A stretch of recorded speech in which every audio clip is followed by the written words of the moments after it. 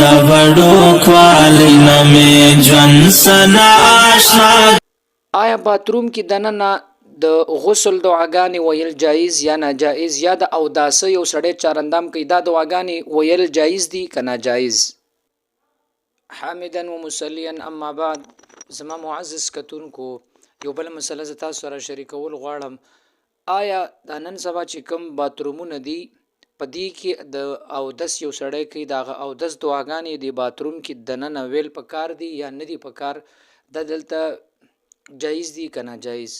یقینا داسې ډېر مسلې موږ مخې ته راځي او ډېرو ملګرو زموږ نه تپوس هم کړی وو. بهر حال موږ په خپلو سترګو لیدلي داسې څه مشران په دغه حالاتو کې وو.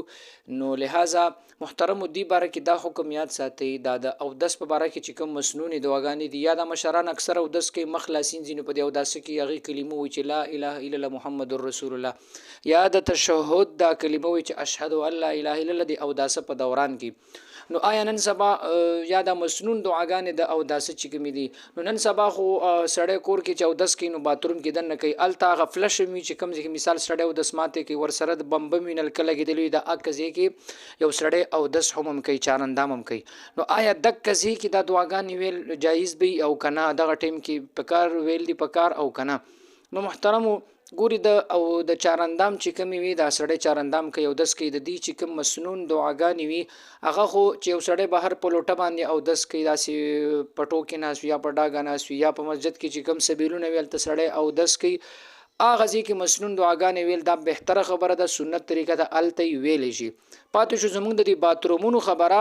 نو د باترومونو کې چې کوم د محترمو دلته ویل پکار نه دي، ځکه نن سبا باترومونه ډېر زیات وړوکي دي، نو په هغې کې سړی اودس ماتې هم کوي یا وړوکی یا لوی اودس ماتې کوي ویل ته چارندام کوي. نو هلته کلمه ویل ځکه دا هغه خبیث ځایونه دي، دا هغه دې ځای نه پیغمبر علیه السلام په خپله تاسو وایي چې دا باتروم ته ځي دعا وایي چې اللهم انی اعوذ بک من الخبث والخبائث، دا خباثت ځایونه دي. نو دلته دغه مسنون دعاګانې ویل یا کلمه ویل یا تشهد ویل په دې زموږ د باترومونو کې دا جایز نه دي، نو دې نه ځان ساتئ. لہذا بعضې باترومونه داسې وي هغه زموږ او ستاسو نه کېږي چې مثال هغه فلش پکې یو طرف ته لګېدلی وي او دا چارندام ځای پکې بیل ځان نه جوړ وي، نو هغه باتروم کې بیا هغه ځای کې ویلی شي یا د غسل دعا وي یا د کرنګې د اوداسې وي. خو به هر حال موږ چې ګورو د خپلې معاشرې د خپلې علاقې ته، نو داسې دې کورونو کې دومره لوی باترومونه نشته. نو موږ چې دې کورونو کې کم باترومونه دي نو دا مسله یاد ساتئ، مخکې هم شیر کوي په دې کې د اوداسه مسنون دعاګانې یا تشهد یا کلمه یا د غسل دعاګانې دا په دې کې تاسو نشئ ویلی.